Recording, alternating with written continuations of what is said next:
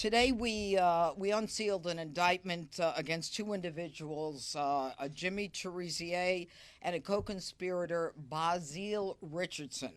It is a one-count indictment that was unsealed, and the one count has to do with conspiracy to violate the International Emergency Economic Powers Act, also known as IEPA, IEEPA. Jimmy Cherizier is also known as Barbecue. Do we have his picture here? Yeah. Okay. He is a notorious gang leader from Haiti who has orchestrated and committed various acts of violence against Haitians in Haiti. He was sanctioned in 2020 by the United States government under the Global Magnitsky Human Rights Accountability Act. And that is an act that has to do with the president having the authority to sanction globally anyone who was involved in human rights abuses. Now, Cherizier is also known as Barbecue, and his indictment is the first indictment of an individual in the history of the Department of Justice who has been sanctioned under the International Global Magnitsky Human Rights Accountability Act. Now, in terms of background, Barbecue was a police officer in Haiti, but he led many campaigns of violence against Haitians in Haiti, including the notorious La Saline attack in 2018. Notorious because he both planned and participated in the killing of approximately 71 Haitians. It is a turf war that has shocked the human rights activists in the world. His co-defendant Basil Richardson grew up in Haiti with Cherizier. He is a naturalized U.S. citizen who is living in North Carolina. He was also indicted under that same one count, and he is indicted for sending money to Cherizier, sending money from the Haitian diaspora in the United States to Cherizier. And knowing that Cherizier was sanctioned under that 2020 Magnitsky Act. Now, apparently, he was a trucker who, although he was from North Carolina, was just picked up in Texas. Now, one of the things that is extremely important that you'll be hearing about from my law enforcement partners here is that the State Department has designated a $5 million reward for information leading to the arrest and or conviction of Cherizier. Now, I want to let the public know that anyone who is giving money to Cherizier, also known as Barbecue because of his violent acts in his home country, cannot say, I didn't know that he was sanctioned by the U.S. government. They will be prosecuted, and we will find them because they are supporting an individual who is committing human rights abuses, and we will not look the other way. Now, this office is not unfamiliar with crimes of violence in Haiti. Several months ago, we got a conviction against an individual by the name of Jolie German, who was involved in the kidnapping of 16 American Christian missionaries in Haiti. Haiti is a hotspot right now, and I don't use that as a pun on words, but there is incredible violence going on there, which is why the State Department has gotten involved and why we have made the decision to make it very clear under the Magnitsky Act that we're coming after you if you give money to Cherizier. Now, I'd like now to call upon my partners, Acting Assistant Director of the FBI, Darren Cox. Hi, good afternoon. I'm Darren Cox, and the Acting Assistant Director of the FBI's Criminal Investigative Division. I want to thank our partners here with us today and our international partners for their hard work and partnership in combating transnational organized crime, which threatens the safety and security of communities both in the United States and abroad. Under Director Patel's leadership, the FBI is focused more than ever on crushing violent crime, cartels, and gang activity every single day. Since January, the FBI, with the help of our law enforcement partners and community members, have arrested 3 top 10 fugitives.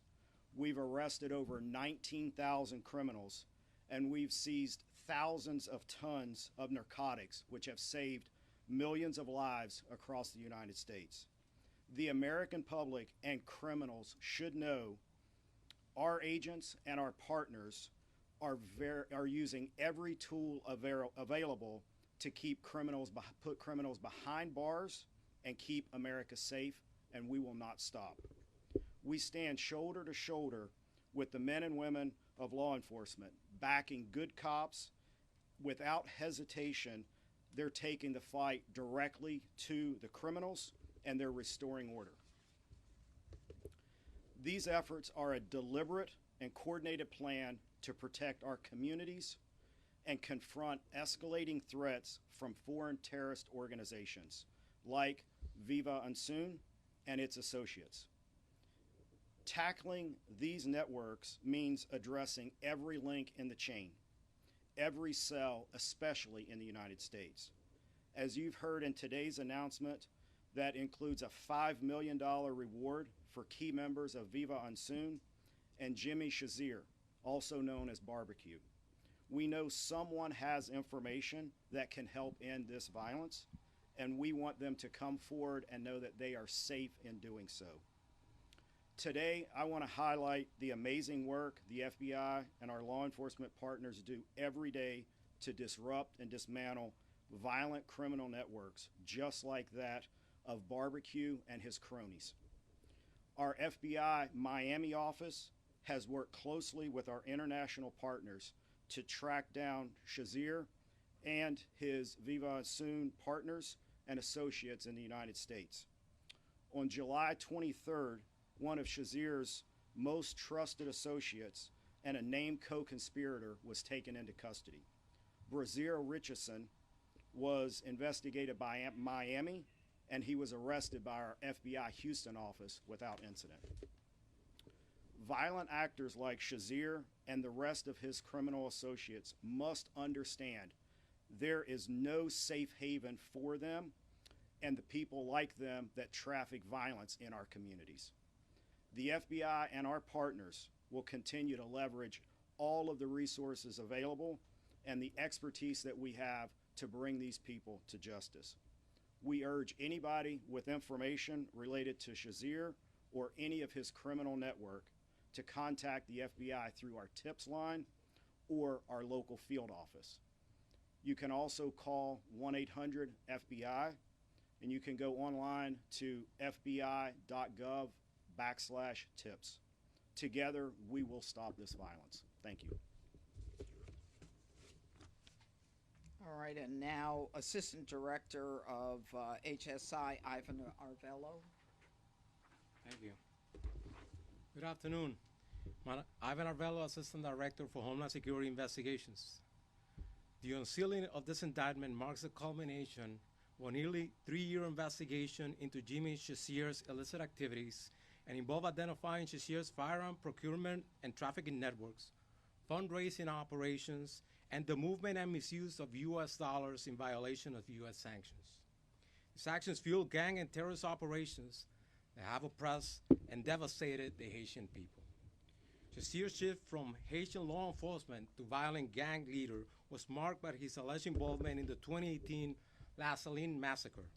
This horrific event resulted in 71 murders and the destruction of 400 homes as civilians residents of La Saline neighborhood in Port-au-Prince were caught in the middle of a gang battlefield with chaos and destruction. Over the years, international organizations have linked Cherizier to several additional instances of human rights abuses. Today marks a significant step in bringing his reign of terror to an end. It's the principal investigative component of DHS, responsible for investigating disrupting, and dismantling transnational criminal organizations and terrorist groups who are seeking to exploit the customs and immigration laws of the United States. HSI worked with our federal partners to identify Cherizier's various methods and networks, using U.S. assets and financial institutions to fund this gang, procure weapons of war, and extend its power. This type of investigation falls under HSI's counterproliferation and export enforcement mission to detect, disrupt, and dismantle illicit procurement networks operating on behalf of foreign adversaries, terrorist groups, and transnational criminal organizations. These criminal groups utilize complex strategies to acquire American weapon systems, sensitive technology, financial assets, and other resources to commit crimes across the globe, endangering Americans both domestically and abroad. This case has been a great example of federal law enforcement agencies working together to leverage each other's strengths and unique authorities in furtherance of a common goal: promoting national security and pursuing a barbaric warlord who used our nation's resources to commit acts of violence and terror. I'd like to extend my most heartfelt thanks to our federal law enforcement partners at the FBI, the DEA, the ATF, the Department of State, the U.S. Attorney's Office for Washington, D.C., and the Department of Justice National Security Division for the invaluable partnership and relentless efforts in making this indictment happen. Thank you, and good afternoon. And finally, Chris Landberg, State Department Senior Bureau Official. Good afternoon. Thank you, U.S. Attorney Pirro, for hosting us. Thanks to our law enforcement partners. Again, I'm Chris Landberg. I'm the Senior Bureau Official of the Bureau of International Narcotics and Law Enforcement Affairs at the State Department. We're known as INL. Today, the Department of State, along with our federal law enforcement partners, is taking action to protect our nation, to protect the American people, and protect the hemisphere from foreign terrorist organizations, or FTOs. The Department of State is announcing a reward offer of up to $5 million for information leading to the arrest and/or conviction of Haitian gang leader Jimmy Cherizier, also known as my colleagues have said, by the name Barbecue. And there's a poster right here related to this reward offer. We're offering this reward for Cherizier under the Transnational Organized Crime Rewards Program because he is the leader of Vive Ensemble, which was designated by Secretary of State Rubio as an FTO and specially designated global terrorist organization in May of this year. As Secretary Rubio declared in his designation announcement, the age of impunity for those supporting violence in Haiti is over. We seek the public's help in bringing Cherizier to justice for not only the people of Haiti, but also to prevent the spread of Vive Ensemble's unchecked violence throughout the hemisphere, including affecting the United States. His reign of terror and mass violence against Haiti must end. The instability resulting from his actions has the potential to drive illegal immigration to our borders and increase transnational crime.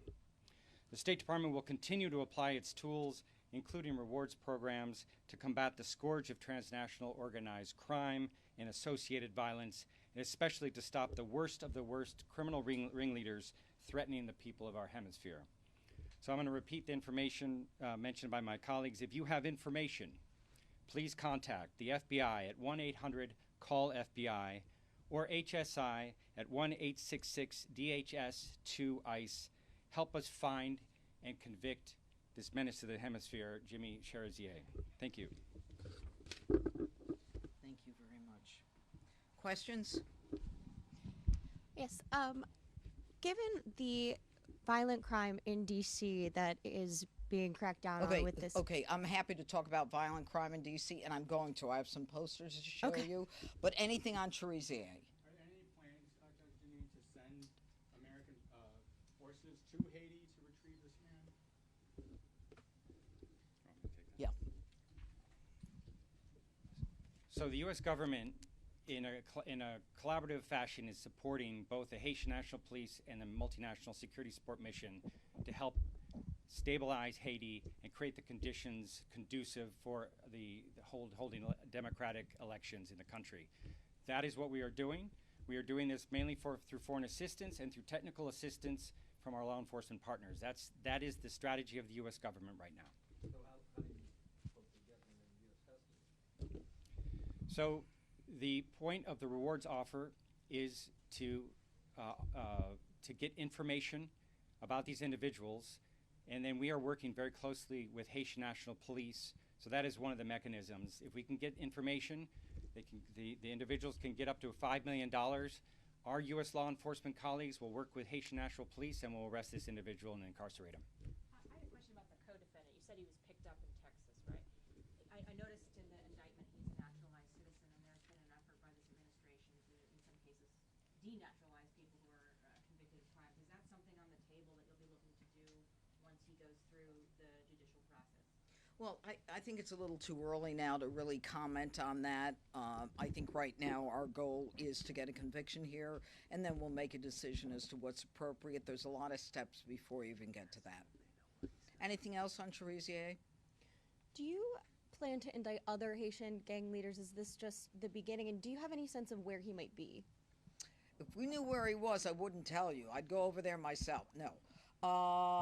Right. That was a joke. We certainly have some information, but, you know, we need whatever information we can get from the public. We don't have him in our custody. That's all I can say right now. Do you want to add anything to that, guys? Okay. All right. Greg, anything? All right. Thank you, gentlemen. Thank you.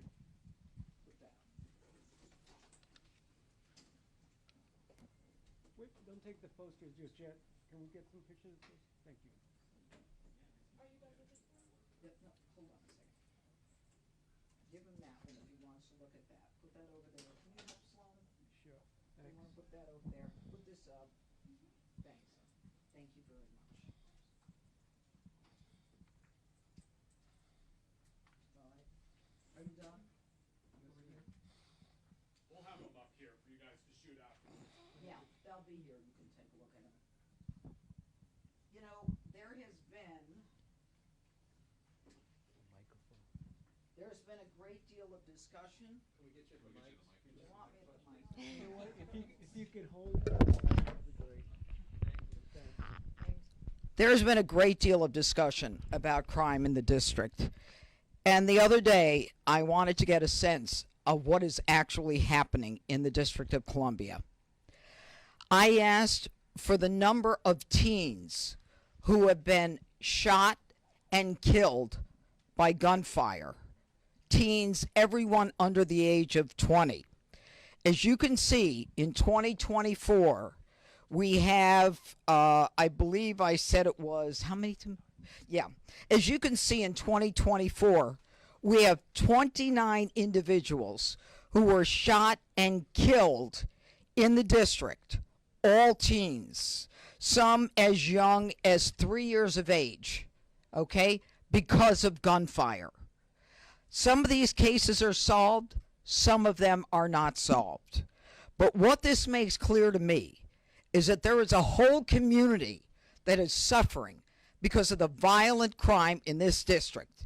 And anyone who wants to tell me the crime is down and that we don't need an emergency focus on crimes of violence, all they need to do is take a look at this and talk to the loved ones and the family members of these individuals, all shot and killed long before their time. Now, over here are the individuals who were shot and killed under the age of 20, all teenagers in 2025. And the number here is 16. Again, all members of the minority community here. I don't know how many of these cases have been solved, but what I can tell you is, again, it's guns on the streets. It's individuals who are not concerned about accountability, who don't have any reason to fear law enforcement. I am here today to tell you that on behalf of all of these victims, all of these families, that they're going to be accountable, that we are going to make a difference, and that we are going to make sure that law enforcement is focused on these innocent, now silent victims of crime in the district. Do you have a per capita breakdown? I mean, how does DC, you're talking about the number of teenage gun Anywhere else? cities? I mean, where do we rank? All I know is we rank in deaths. 2 years ago, we were one of the fourth highest. We were the fourth highest in the United States. I don't need any more statistics. All I need are people to recognize that these were vibrant human beings cut down because of illegal guns. I guarantee you that every one of these shootings was with an illegal gun. All right? And I guarantee you that every one of these individuals was shot and killed by someone who felt that they were never going to be caught. And I want to send a message that we are going to catch you, that we are going to change the laws, that if you're 14, 15, 16, 17, we're going to bring you into the justice system. No more of this D.C., council, if they're under 16 or if they're under 19 or if they're under 25, we'll give them probation. No more. I'm done with that. You said it's guns on the. That you face and you're just talking about right there, but what can you conceivably do as the DC U.S. Attorney to address those laws, address the DC crime lab, which is not accredited, and also at the same time address some of the prosecutorial issues you talked about? Okay. Conceivably do. Those are great questions. Number one, the DC Crime Lab is now accredited and validated very recently. So Dr. Diaz has communicated that to us, and we are working with the DC Crime Lab. Our concern is making sure that we have enough people who are able to analyze the DNA and all of the testing that we need to have done. That's number one. Number two, as it relates to prosecution, I have been very clear that Title 16 is not enough. Under Title 16, if you are 16 or 17 years of age, we can get you for rape 1, murder, robbery 1, burglary 1. But if you shoot someone and don't kill them, I don't have jurisdiction. It goes to the Attorney General, the State Attorney General, Brian Schwab, and the focus is family court rehabilitation. Now, I was a family court judge in New York for a short period of time. The mission there is not punishment, it's rehabilitation, as evidenced by, do we have those posters? Yeah, we had a poster with what you get is yoga, and you get ice cream socials in family court. Well, I'm done with yoga and ice cream socials. We've got to change the law to bring them into the justice system. We've got to get rid of the 3 statutes or 3 laws passed by the D.C. Council. Number one is the Youth Rehabilitation Act, where you basically say with the Youth Rehabilitation Act that what we're going to do is we're going to say, if you're sentenced and you're under the age of 25, that the judge can give you probation irrespective of what the crime is. That's nonsense. And that's why a judge, and you're tired of hearing about me say this, that's why a judge gave a 19-year-old 2-3 weeks ago, and I wrote an op-ed piece, gave a 19-year-old probation, and I understand it's 2 years probation to go to college with no mandate, for getting on a public bus with an illegal gun, shooting an individual in the chest, which to me is intent to kill. And he walked away, after we convicted him, he walked away with no jail time. If that's what you want in this district, then I'm the wrong person to be United States Attorney. Number one, the Incarceration Reduction Act. The Incarceration Reduction Act that the D.C. left-leaning council passed says if you're 25 years old and you were sentenced to 15 years as a young kid for probably murder, even a serial murderer, we can let you out if you're 25. We can let you out because, not because you're rehabilitated, not because the offense wasn't that bad, but because we can. And that's got to go. All right? And the third thing is record sealing. I go through all of the effort to get a conviction, and they want to seal the convictions. They want to say, we want to seal convictions after 5 years. If I'm a mother, and thank God my kids are older, If I'm a mother, I want to know if a nanny has an assault conviction. If I'm an employer, I want to know if this person has been convicted of larceny or petty larceny. Or if, say, I'm not in a public school, but I got a private, like, teaching a tennis group. I need to know if this guy's a predator, a pedophile.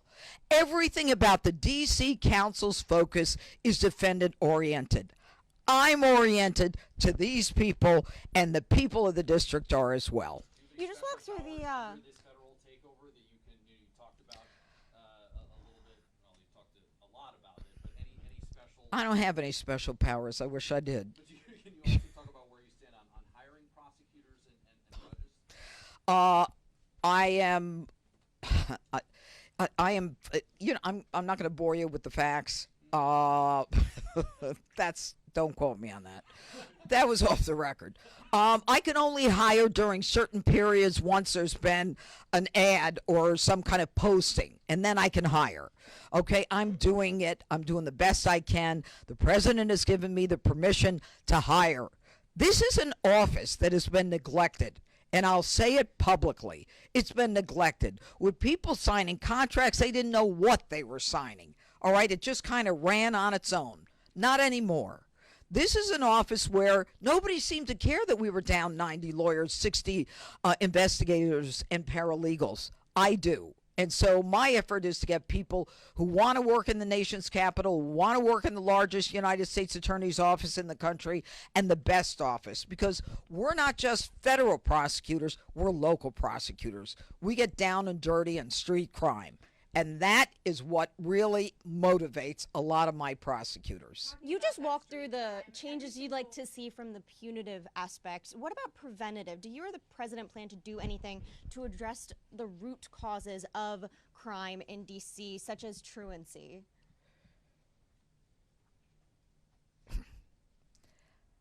My job is to try to heal the victims and prosecute the criminal. Everybody else can deal with rehabilitating the individual. I honestly am not concerned about why they commit crimes. My concern is if they commit crimes. My concern is the victims of the crimes. That's my job as a U.S. attorney. Go ahead. But just follow up on that quickly. Is a felony one. And right Yeah. now, D.C. Superior Court judges are scheduling felony one trials in 2027, in part because there are 13 vacancies right now that's going to grow in January. The president has only nominated one D.C. Superior Court judge. It's a process that takes a while with Congress because of D.C.'s rules. Have you talked to the president about Yeah. this? Is the White House moving forward Yes. with more nominees? You're going to need these judges to Yep. get these done. As recently as yesterday, I spoke with the president, and I have spoken to the president before about these vacancies. The president wants these vacancies filled as soon as possible because, like everyone in this room, it's common sense. It's not fair to the victims, to the families. It's not fair to the defendant. Why should the defendant who's charged with a crime have to live with a case for 3 years because there's not enough judges? We're all on the same page about what makes sense and what's fair. And so we're working on that. There's a whole thing with the Judicial Nominating Commission, and then they have to get approved, and then we have to get the Senate to approve. When You can we expect step one? you can ask the Senate No, the names from the president. He has to know. When can we expect names? From the soon, Superior Court? very soon, Weeks? soon. You said a redistribution of resources by the FBI. Okay, you're out of time? That means he's had enough. Goodbye. Thank you. I want you to report on But this. you said This it's is guns. important. You said it's guns on the street that's causing this problem. Are you concerned that the DOJ's funding cuts to gun violence prevention programs undermine the Stop effort? it. We are putting all kinds of resources onto the street. But what about the gun aspect of the gun violence? Thank you, guys. Thanks. Martin issued a press release hailing the drop in crime rates at the end of April. What changed? It's never enough. This changed. This changed. It's never enough. You tell these families crime has dropped. You tell the mother of the intern who was shot going out from McDonald's near the Washington Convention Center, oh, crime is down. You tell the kid who was just beat the hell and back with a severe concussion and a broken nose, crime is down. No, that falls on deaf ears. And my ears are deaf to that. And that's why I fight the fight. Thank you.